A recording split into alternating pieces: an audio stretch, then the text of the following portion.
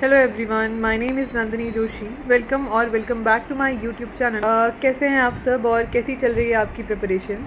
I know मैं पिछले कुछ दिनों से अपने चैनल पर रेगुलर नहीं हूँ, रेगुलर वीडियोस अपलोड नहीं कर पा रही हूँ क्योंकि मैं अभी तक ट्रेनिंग में थी और उसके जस्ट बाद मेरी जॉइनिंग आ गई तो मुझे शिफ्ट करना पड़ा, जिस वजह से मैं बिल्कुल भी रेगुलर नहीं हो पा रही हूँ यूट्यूब पर। और थोड़ा हेक्टिक शेड्यूल भी चल रहा था मेरा, but now I am settled और मैं एज अ DRO ज्वाइन कर चुकी हूँ अपनी ब्रांच को।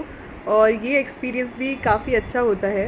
आई होप आप सब जल्दी जल्दी ऐसा एक्सपीरियंस करें अपनी लाइफ में, आपका एग्ज़ाम बहुत अच्छा हो, आप एग्ज़ाम क्लियर करें और आप भी एज अ DRO अपनी ब्रांच ज्वाइन करें। काफ़ी नया एक्सपीरियंस है, वो मैं आपके साथ बाद में शेयर करूँगी। अभी हम बात करते हैं अपकमिंग एग्ज़ाम्स के लिए कि आपकी प्रिपरेशन कैसी चल रही है, क्या अभी तक आपने GA का सेक्शन प्रिपेयर करना शुरू करा या नहीं करा, क्योंकि GA का सेक्शन बहुत क्रूशल होने वाला है। जैसा कि आप सबको पता है, GA का वेटेज बढ़ चुका है और सेक्शनल टाइम कम हो चुका है, तो अब आप इसको इग्नोर तो कहीं से कहीं तक नहीं कर सकते, आपको GA में टाइम देना ही होगा। उसके लिए आपको डेली करंट अफेयर्स पढ़ने हैं, बैंकिंग अवेयरनेस भी पढ़नी है, क्योंकि काफ़ी सारे क्वेश्चन आप देखेंगे जो भी करंट में न्यूज़ चल रही है उसके रिगार्डिंग ही जो बैंकिंग अवेयरनेस होती है उसके आसपास की ही होती है, स्टैटिक भी उसके आसपास का ही होता है। तो आपको बहुत ही ज़्यादा ध्यान से अपना फोकस बनाकर पढ़ाई करनी है। इट्स नॉट लाइक कि आपने सुना होगा कि हार्ड वर्क होता है और स्मार्ट वर्क होता है, दोनों का कॉम्बिनेशन ही आपको बहुत आगे लेकर जाता है। ऐसा नहीं कि सिर्फ आप हार्ड वर्क कर रहे हैं, आपको पता ही नहीं है आपको पढ़ना क्या है, बस आप पढ़ रहे हैं 7-8 घंटे और आपको पता ही नहीं है कि आपको पढ़ना क्या है। तो हार्ड वर्क के साथ साथ स्मार्ट वर्क भी बहुत ज़्यादा ज़रूरी है। आपको पता होना चाहिए कि आपको कौन सा टॉपिक कवर करना है और कितना कवर करना है और कैसा वेटेज है किस सेक्शन का एग्ज़ाम में। तो करंट अफेयर्स के लिए, जैसा कि मैंने आपको पहले भी सजेस्ट करा था, ये बहुत ही थोड़ा सा टाइम है आपके पास। इस टाइम में अगर मैं आपको जेन्युइनली सजेस्ट करूं तो आप स्मार्ट कीड़ा का मॉक ड्रिल ले सकते हैं। उसमें आपको डेली, मंथली, वीकली सारे, आप जैसा भी आपको सूटेबल हो आपके टाइम टेबल के साथ वैसा आप रिवीजन कर सकते हैं। डेली MCQ लगा सकते हैं, मंथली MCQ लगा सकते हैं। अगर आपको और एडवांस में अपनी CA की प्रिपरेशन करनी है तो आप इनका CA mock drill pro course भी परचेज़ कर सकते हैं। इसमें आपको स्मार्ट पॉइंट्स भी मिल जाएंगे। जैसे आपने कोई न्यूज़ पढ़ी, अब आपको उसको रिवाइज़ करना है, बट आप मतलब छोटे छोटे पॉइंट्स, वन लाइनर जो होते हैं वो आपको इसमें मिल जाएंगे। ये आपके लिए और ज़्यादा बेनिफिशियल होगा।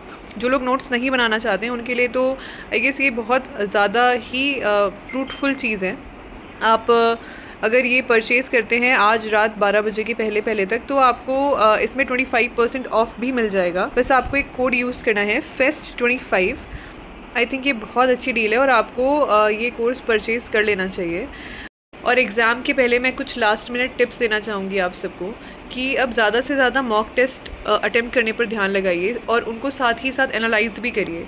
आप मेंस की जो भी प्रैक्टिस कर रहे हैं, मॉक टेस्ट वगैरह या कुछ भी, उसको अभी के लिए रोक दीजिए। अभी प्री पर पूरा पूरा अपना फोकस बनाइए और जो भी मॉक टेस्ट आप अटेम्प्ट कर रहे हैं प्लीज़ उसको एनालाइज ज़रूर करिए। अपनी स्पीड के साथ साथ अपनी एक्यूरेसी मेंटेन रखने की भी पूरी कोशिश करिए।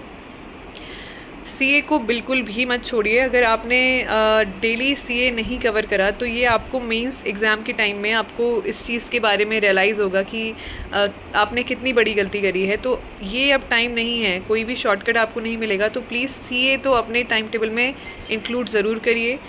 डेली एडिटोरियल सेशन को अपने टाइम टेबल में इंक्लूड ज़रूर करिए। ये 2 चीज़ें ऐसी हैं जो मैं आपको स्टार्टिंग से बताती आ रही हूँ कि बहुत ज़्यादा इम्पॉर्टेंट है आपके प्री एग्ज़ाम के लिए as well as mains exam के लिए। बाकी जितना ज़्यादा हो सके आप मॉक टेस्ट अटेम्प्ट करिए, उसको एनालाइज करिए और अपनी स्पीड इंक्रीज़ करिए, अपनी एक्यूरेसी इंक्रीज़ करिए, क्योंकि जब भी नॉर्मलाइजेशन होगा स्पीड के साथ साथ जो आपने एक्यूरेसी मेंटेन करी है उसका रिज़ल्ट भी आपको देखने को मिलेगा। सो या that's all for today. Thank you so much and all the very best उन सभी एस्पायरेंट को जो इस साल बैंकिंग सेक्टर के एग्जामिनेशन में अपीयर होने जा रहे हैं।